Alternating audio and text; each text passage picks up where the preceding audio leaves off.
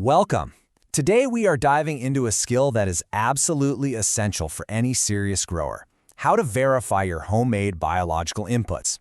We're going to build a validation audit, a protocol to make sure that what you're creating is a life-giving superfood and not a super problem. Let's get right into it. So I want you to think about this question. It might sound a little dramatic, but honestly, it's the absolute core of what we're talking about. When you ferment something, you're essentially rolling the biological dice. Now, if you get it right, you create incredible life-giving nutrients for your plants. But if you get it wrong, you create a vector for pathogens that can literally poison your soil and kill your plants. The stakes? They're incredibly high. All right, here's our game plan. First, we're going to talk about the danger of something called biodrift. Then, we'll define your role, your crucial role as the biosecurity gatekeeper for your system. After that, we'll walk through the 3 simple sensory audits you absolutely must perform. We'll cover the non-negotiable protocol for when a batch fails, and finally, we'll wrap up by talking about why this whole process is so critical for building your biological legacy. Okay, let's start with the number 1 threat, biodrift. Think of it as this invisible process, this thin line where a beneficial, healthy fermentation can suddenly shift into a toxic, dangerous putrefaction. The scary part is you might not see it happening at first, but you can absolutely detect it before it does any real damage. So what exactly is biodrift? Well, it's the specific term for that accidental shift we just mentioned. It's when your carefully managed fermentation, which is all about creating awesome, life-giving nutrients, drifts off course and slides into putrefaction. And that's a process totally dominated by pathogens that produce some pretty nasty toxins. So here are the 2 sides of the coin, the 2 opposing forces in this biological battle. Over here, you've got fermentation. That's life. That's beneficial microbes doing their thing. And on the other side, you have putrefaction. That's pathogens, and they're producing poisons like butyric acid, which, by the way, smells just like vomit, and hydrogen sulfide, which has that classic rotten egg smell and is lethal to plant roots. This is the conflict we have to manage. And this brings us to your most important job. You see, you're not just a passive gardener hoping things turn out okay. No, you are the system administrator. You're the security expert. You are the gatekeeper of your farm's entire biological operating system. And absolutely nothing gets past you without an audit. I want you to let this one sink in. A failed batch isn't just a waste of your time and ingredients. It actually becomes a carrier of disease. It's a pathogen vector. Your job is to stand at that gate and make damn sure it never ever reaches your soil. So what are your tools at this gateway? What's your checklist? Well, our validation audit is made up of 3 distinct tests. We're going to use an olfactory test, which is your nose, a visual test, just looking at water on a leaf, and an instrumental test, using a simple tool called a refractometer. All right, let's get practical. This is the how-to section, and the philosophy here is really simple. We don't guess, we don't hope, we measure. We use our senses and our tools to verify what's actually going on. First up, the nose test. And I love this. Think of your nose as a million-year-old laboratory. Your sense of smell is an incredibly sophisticated piece of diagnostic equipment. It's been evolving for millennia specifically to detect decay and poison. So that feeling of repulsion you get from a bad smell, that's a biosecurity alert. You have to trust it. Okay, this table is your olfactory cheat sheet. It's your guide. If you smell rotten eggs, that's hydrogen sulfide. That's a critical fail. You destroy the batch, no questions asked.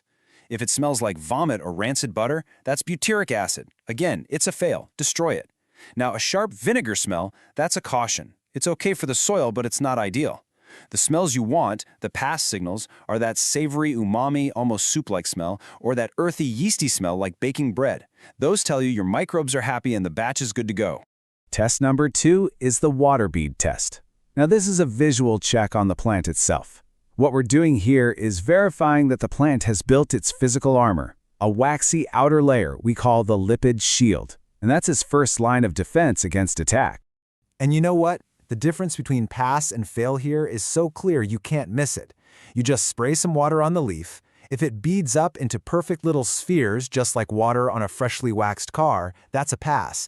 It means the waxy lipid shield is working, and the plant is protected. But if the water sheets out, if it spreads or soaks the leaf, that's a fail. The shield is down and that plant is vulnerable. Our third and final audit is the Brix Standard. For this, you'll use a tool called a refractometer to measure the sugar and mineral density in the plant's sap. The target number we are always aiming for is a Brix value greater than 12. But hang on, because here is the expert-level detail that most people miss. The number itself isn't enough. You have to look at the quality of the line in the refractometer. If you see a sharp, crisp line, even if it's a high number, that just indicates simple sugars. That's basically candy for pests. What you really want to see is a fuzzy, blurred line. That blur is the proof that the sugars have been bonded with minerals and proteins. That is true metabolic success.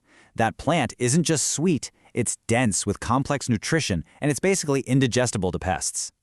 So, what happens when an audit fails? When your nose test screams vomit or rotten eggs? Well, there's no room for negotiation.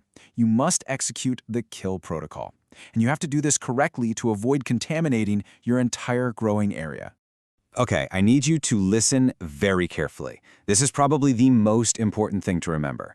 Do not, I repeat, do not pour a failed batch anywhere near your garden. Not on the beds, not on the compost, and definitely not near any water source. You are dealing with a concentrated pathogen bomb. Your goal is containment and destruction, not dispersal. Here is your action plan, step by step. First option is the septic dump. Just pour it down a toilet or a drain that's connected to a proper sewer or septic system. Your second option is the quarantine pit. Dig a hole far away from your growing zone, dump it in, and then neutralize it by covering it with lime or wood ash. And finally, and this is critical, you must sterilize the container. Wash it with bleach or leave it out in full UV sunlight for 3 days to kill any leftover biofilm before you even think about reusing it. Okay, now let's zoom out for a second. Why are we going through all this trouble? Because these small, rigorous actions, they're about something so much bigger than just one batch of fertilizer. This is about building a lasting biological legacy right there in your soil. This quote right here captures the paradigm shift you have to make. You don't just grow plants anymore, you manage the operating system that grows the plants. It's all about rejecting the dependency on that chemical sack and instead focusing on building a resilient, self-sufficient soil stomach. And this, right here, this is the payoff. This whole practice isn't a chore, it's an investment. The healthy, vibrant microbial cultures that you verify and save today become the biological wealth that you get to spend tomorrow. You are literally banking a biological legacy that is going to compound season after season. So I'll leave you with this question. Are you just feeding your plants for today, or are you building the future of your soil for tomorrow? Are you ready to take on the role of the gatekeeper, the system manager, and start building a resilient and vibrant legacy? The choice and the responsibility is all yours.